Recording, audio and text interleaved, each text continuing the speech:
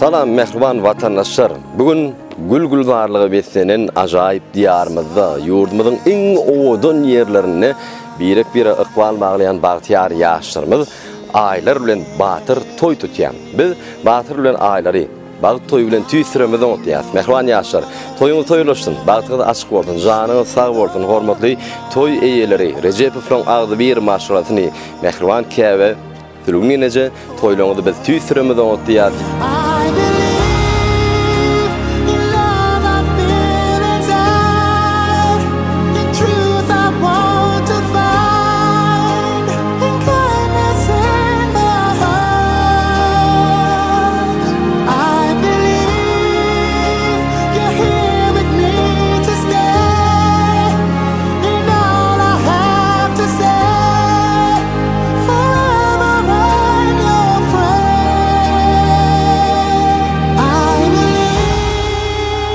Toyun doğanlığına da bağışlarımız sağdanlarımız kim tüyücü ardular bilen yaşamda bağıt ardulap şovkunlu aydın sağları yerine getiriyorlar. Toyda varamız açılandan sonra en oğu aydınlı tansalar yanlarını. Onları da mihmanlar doğanlar tant ettiler.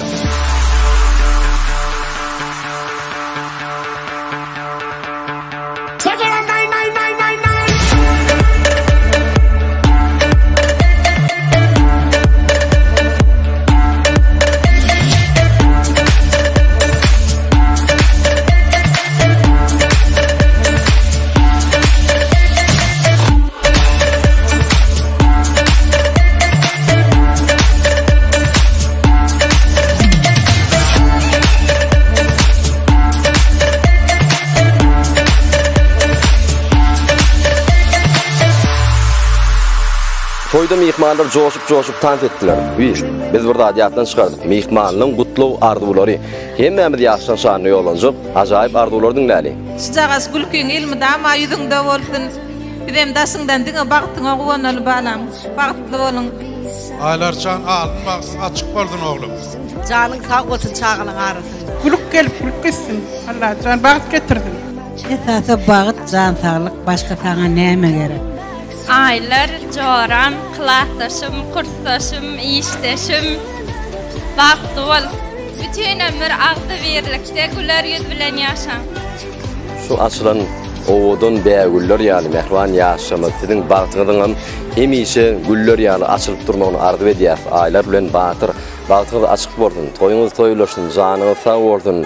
Siz bugün dine bağıta münasip mehriban bu dogarnaşlar bilen hemişe şahatlıklı, şovkunluğunlarda katlaşmağını ardı ediyaz.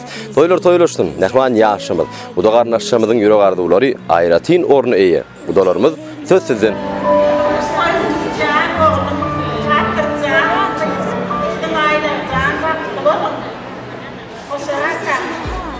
Saylap alal qıydın bilen baxtlı durmuş yaşa. Madama gülüp gedin qoşa qaran. Batır aylar baxtlı olun. Baxtlı yaşa. Bugün yaşlara bağıt kucağına açıyor. Yaşlar toyunuz söyleştin, canınız sağ olsun, baxtlı durmuşta yaşan.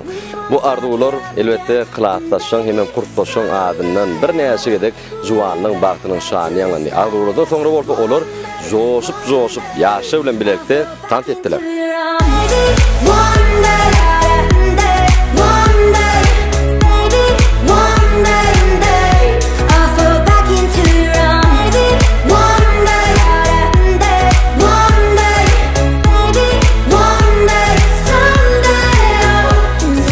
Teyde maşgıla, teyde durmuşu kadam masyan oğudan yaşar. Sizin ağzı bir maşgılanıda dine bağıt, ağzı birlik, can sağlık esası atken hemişe söyüp söylüp süyücü durmuşu ardı ediyaz.